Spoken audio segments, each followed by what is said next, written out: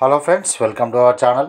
తాజాగా మాకు అందినటువంటి సమాచారం ప్రకారం మేము ఈ వీడియో చేయడం జరుగుతుంది. దయచేసి గమనించగలరు.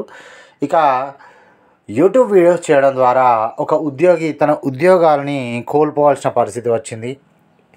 ఇంతకీ ఏంటా విషయం అంటే, ఇక్కడ చూడండి, కొన్ని ప్లేసెస్లో మనము ఒక దగ్గర ఉద్యోగం చేస్తున్నామంటే చాలా జాగ్రత్తగా ఉండాలి. మరి ఎలాంటి తేడా వచ్చినా సరే మనకు ఉద్యోగాన్ని తీసేయాల్సిన పరిస్థితి వస్తుంది. మనం అందులో నుండి బయట రావాల్సిన పరిస్థితి కూడా వస్తుంది. మరి ఇక విదేశాల్లో ఉన్నట్లయితే వారి సంగతి ఎట్లా ఉంటుందంటే, ఏదైనా తేడా వచ్చినట్లయితే ఉద్యోగాలు ఊడిపోయే పరిస్థితి కాకుండా ఉన్న ఫలంగా మనము మళ్ళీ తిరిగి స్వదేశానికి రావాల్సిన పరిస్థితి కూడా వస్తుంది. ఇలాంటి సంఘటననే విదేశాల్లో మన భారత సంబంధించినటువంటి ఒక వ్యక్తికి జరిగినటువంటి విషయం ఇది. ఇక వివరాలకు వెళ్ళినట్టయితే, భారత్కు చెందిన మేహుల్ ప్రజాపతి కెనడాలో ఉంటూ స్థానిక ప్రముఖ టీడీ బ్యాంక్లో డేటా సైంటిస్ట్గా విధులు నిర్వహిస్తున్నారు. మరోవైపు కెనడా దేశం యొక్క సదుపాయాల గురించి, ఆ దేశం యొక్క అన్ని విషయాల గురించి యూట్యూబ్ వీడియోల ద్వారా వివరిస్తుంటారు. అంతవరకు బాగానే ఉన్న కెనడాలో డబ్బు ఆదా చేసేందుకు తాను చేస్తున్నటువంటి ప్రయత్నాల గురించి ఒక వీడియో చేసి వివరించడం జరిగింది. ఫలితంగా దాని ద్వారా తన ఉద్యోగాన్ని కోల్పోయారు.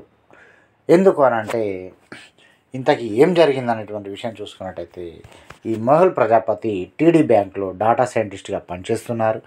అతని జీతము ఏడాదికి దాదాపు 81 లక్షలు. మరి అవి సరిపోకపోవడంతో డబ్బుల్ని ఆదా చేసేందుకు కెనడాలో విద్యార్థులకు ఉచితంగా ఆహారం అందించేటువంటి ఫుడ్ బ్యాంకులు ఉంటాయి. మరి ఆ ఫుడ్ బ్యాంకుల నుంచి విద్యార్థులు ఆహారాన్ని ఉచితంగా పొందవచ్చు. ఆ ఆహారాన్ని ఈ మేహుల్ ప్రజాపతి ప్రతి నెల తెచ్చుకుంటున్నట్లు, తద్వారా నెల ఆహారము, కిరాణా సామాగ్రి ఖర్చు ఇలా పూర్తిగా తగ్గిపోతుందని వివరించడం జరిగింది. అంతేకాదు, ఓ వీడియో కూడా తాను వారానికి సరిపడేటువంటి ఆ వీడియోలో ఏంటంటే, తను వారానికి సరిపడేటువంటి భోజనాన్ని కూడా ఉచితంగా తెచ్చుకున్నానని, వాటిల్లో ఫ్రూట్స్, వెజిటేబుల్స్, బ్రెడ్, సాస్లు, పాస్తా, క్యాన్ వెజిటేబుల్స్ ఉన్నాయని కూడా ఆ వీడియోలో వారు చెప్పడం జరిగింది, చూపించారు కూడా. మరి దానివలన టీడీ బ్యాంక్ మేహుల్ ప్రజాపతిపై చర్యలు తీసుకుంటూ స్థానిక స్వచ్ఛంద సంస్థలు, ట్రస్టులు, చర్చిల ద్వారా కాలేజీల్లో, యూనివర్సిటీలో ఏర్పాటు చేసినటువంటి ఈ ఫుడ్ బ్యాంకుల నుండి మేహుల్ ఎలా తెచ్చుకుంటాడు ఫుడ్, కెనడాలో ఉంటూ విద్యార్థుల కోసం ఏర్పాటు చేసిన ఫుడ్ బ్యాంకులో ఆహారాన్ని ఎలా తీసుకుంటాడు, ఏడాదికి సుమారు 80 లక్షల రూపాయల జీతం తీసుకుంటున్నాయి ఈయన. మరి ఫుడ్ బ్యాంకుల నుంచి ఆహారం తీసుకోవడం సరైనది కాదని వార్నింగ్ ఇచ్చింది. అంతేకాదు, అతన్ని విధుల నుంచి కూడా తొలగించడం జరిగింది. సంబంధిత మెయిల్స్, స్క్రీన్ షాట్లు, ఇట్లాంటివి చాలా వివరాలు సోషల్ మీడియాలో చాలా వైరల్గా మారాయి. మరి ఇలా అతికిపోయి తన ఉద్యోగాన్ని కోల్పోయి జీవితాన్ని స్పాయిల్ చేసుకోవడం జరిగింది.